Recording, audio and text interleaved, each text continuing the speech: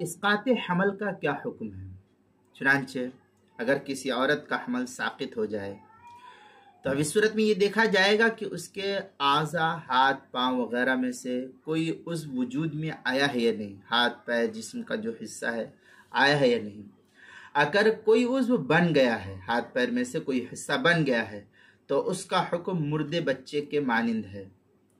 اس کا نام رکھا جائے گا اور غسل دے کر اسے پاک کپڑے میں لپیٹ کر کے بلا نماز جنازہ کے دفن کر دیا جائے گا۔ نماز جنازہ اس کے اوپر نہیں پڑھی جائے گی، بلا نماز پڑھے دفن کر دیا جائے گا۔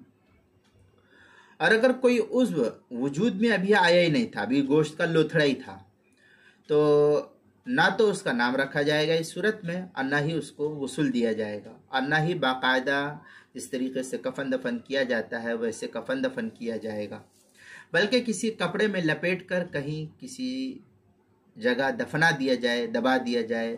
بہتر ہے کہ قبرستان میں دفن کر دیا جائے، یہ بہتر اور اعلیٰ بات ہے۔ چنانچہ در مختار ما شامیہ میں ہے، یہ تفصیل جو ہے احکام میت کے صفحہ 193 اور 94 پر ہے۔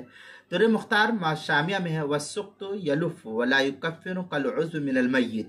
اس طریقے کی عبارت جو در مختار ما شامی جو زکریہ بک ڈپو دیوبند کا ہندی نسخہ اس کی تیسری جلد صفحہ 99 تحتاوی کے اندر ہے، تحتاوی علی مراقی الفلاح میں ہے والمتبادر منہ انہ ظہر فیہ بعض خلق واما اذا لم یظہر فیہ۔ اس طریقے کی عبارت جو ہے تحتاوی علی مراقی الفلاح کی پہلی جلد صفحہ تحتاوی علی الدر اس کے پہلی جلد صفحہ 598 پر اس کو نقل کیا ہے۔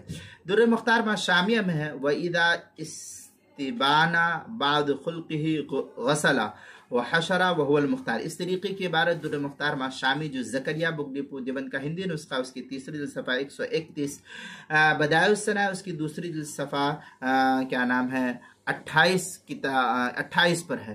البحر الرائق کے اندر ہے والخلاصۃ من ان السقط الذي لم تتم خلقتا اعضاء۔ اس طریقے کی عبارت البحر الرائق دوسری جلد صفحہ 188 189، کتاب المسائل دوسری جلد صفحہ 65 اور صفحہ 66 پر اس کو نقل کیا گیا ہے۔